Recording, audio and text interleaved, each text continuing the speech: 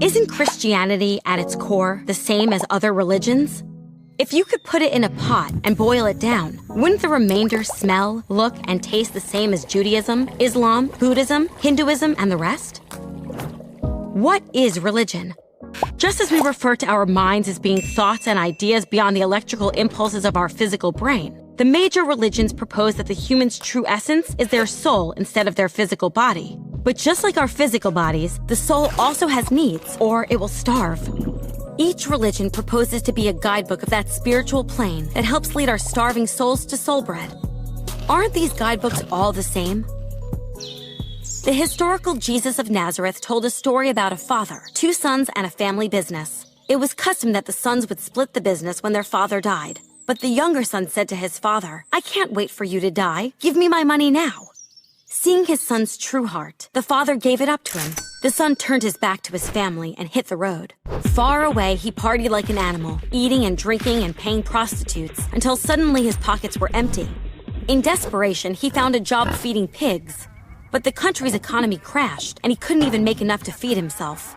Now broke and starving, he found himself craving the pig's slop, when it suddenly hit him that there was probably food back home. What do you think? Should this father let him back into the house? As long as the son works hard to pay his father back, then he should be able to get a place at the family table again, right?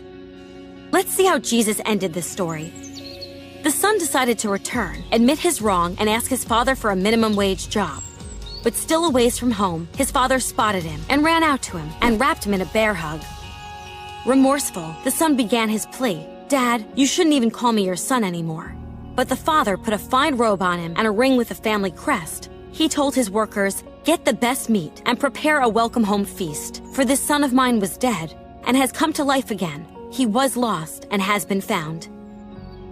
Although Jesus told this as a story, he was actually presenting his view of the truth. In the story, the father represents God. So is Jesus seriously teaching that God forgives selfish gluttons before they've repaid their wrongs against him and others? Judaism teaches that one can atone for their wrongs by changing their behavior, praying, and doing good deeds. Islam says we can move towards paradise by performing the 5 pillars. Hinduism claims that if we store up enough good karma, we will reunite with Brahman. Buddhism says we can enlighten and discipline ourselves into nirvana by practicing the 8-fold path. But in this story, the father embraced his son and fed him before he did any work. Why?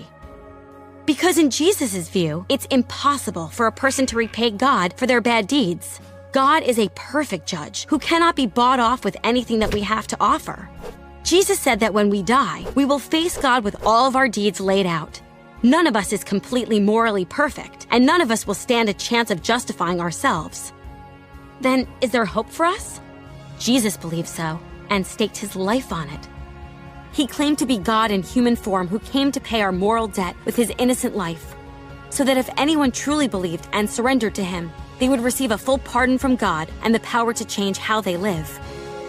Other religions teach that our own self-sacrifice can pay our debt, but Jesus taught that only God's own self-sacrifice can pay our debt. All other religious founders claim to be guides to lead our starving souls to bread. Jesus claimed to be the bread our souls starve for.